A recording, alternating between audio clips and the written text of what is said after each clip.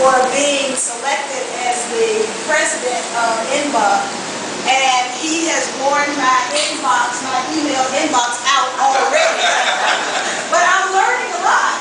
And so, like for example, the Hampton, Carl Hampton. I see.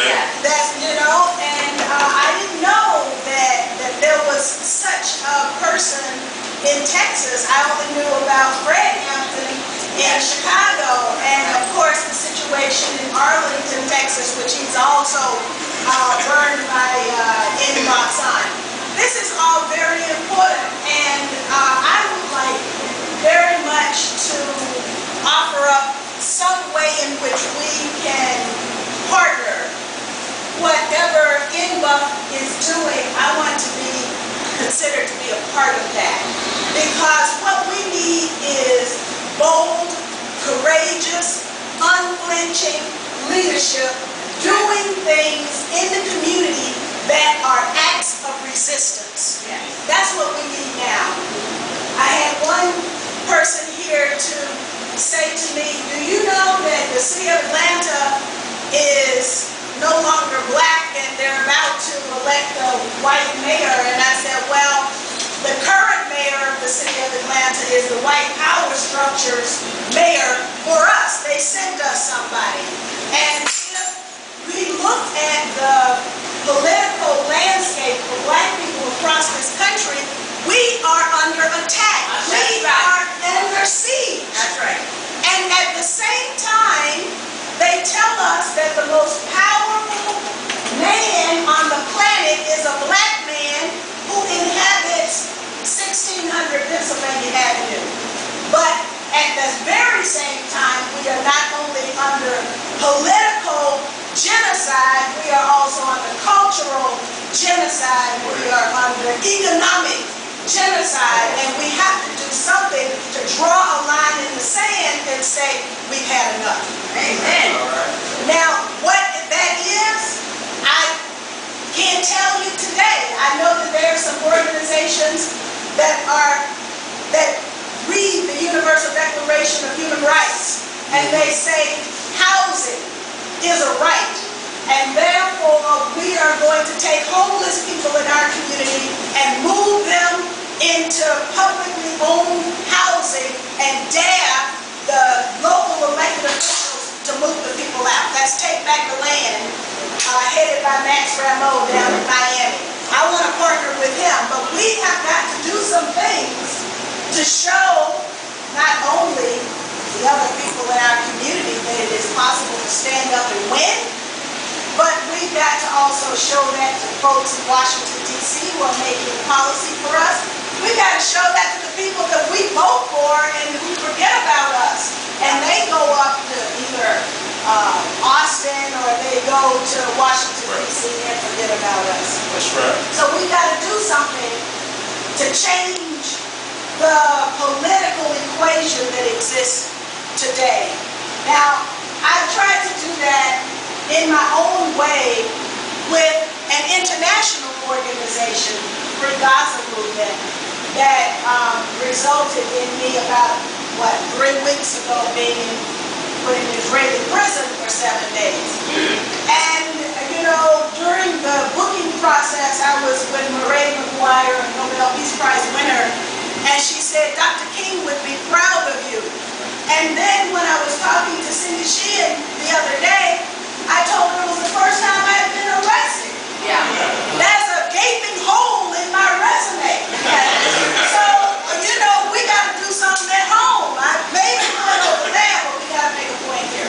So anyway, just thank you for coming out. Thank you for the refreshments. Thank you for ownership of this building. I'm going to go upstairs and take a look, and thank you for being willing to join with me so that we can do some things to inspire our people to additional acts of resistance, because we need it, or else we're going to be wiped out politically.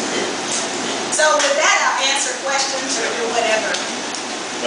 Any questions, Sister Boosie? I don't have a question, Sister, but I just wanted to say this. First of all, I love and appreciate you and what you're doing. You're going to talk all of us, international level, but I wanted to address something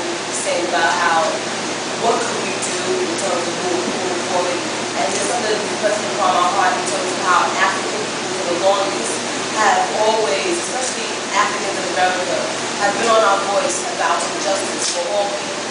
Whether it's our Latino brothers and sisters, but now whether it's our Arab brothers and sisters, whoever, you've always come forward, and I'm looking at how much love that you gave of yourself for that life. And I think in terms of how we're going to combat white supremacy, is that we all come together and acknowledge the fact that we're all different from African people, and let all of our voices be, supported in the way that we often have supported our other brothers and sisters, that they need to support us as well, and that their voices be heard as well, because I'm not sure how many of our Palestinian brothers and sisters are coming forward and letting their voice be known in relation to the way African people in America are being treated. So if we can lend our voices to our other brown brothers and sisters, we should expect them to lend their voices to ours as well, and that we come together and invite the organization, APOC and our people of color, that we would pool our resources together as one, as people of color, that would be one of the solutions to these issues. That we, no longer let our voices only, be used in that way, but to expect our brothers and sisters also to come together for us too. Yes, I agree with you, and have tried to instill that recognition of the fact that those immigrant Muslim and Arab friends of ours who come over, they are able to come here and achieve what they achieve because we lay groundwork for them. And that was before September 11th. Now, after September 11th, I think we get the message. But you're absolutely right. And during our presidential campaign, our Power to the People campaign, my running mate was Rosa Clemente. Very strong. Oh, okay, that's right. So we have to have black-brown unity. We have to have unity of people of color, and they do have to support us as well. You see, because Rosa says, I'm an African Latina. Yeah. She embraces her African heritage. Yeah. And we need more of our brown brothers and sisters to embrace their African heritage and come together and not allow the divisiveness that white supremacy brings amongst us, and want to just allow our voices to be there for them when they have their challenges, but when there's other challenges that we're having, I would see my brown brothers and sisters coming forward, in unison with us. And with our Arab brothers and sisters, a lot of their culture is intact, unlike ours. Their religion, their culture, they come here and they are able to move forward in terms of their education and economic benefits here as a result, and also look at the ground work in this case that we work with. Right. So I think it's really important that we acknowledge that and we start moving forward and being our voice now. Thank you for the comment. Robert, then sister, go ahead, sister. I was just going to say, I'm also working on an organization called Dignity, and the vision is that we would be, of course, black-led, but that we would be an inclusive organization that could then pull these other voices into our struggle, because that's where, the struggle in this country has got to be led by us. Yeah, go to the world. Yeah. Brother Robert, then sister. When the Israelis interrogated you, what kind of stuff did they ask you about? What do you think ultimately led to your freedom?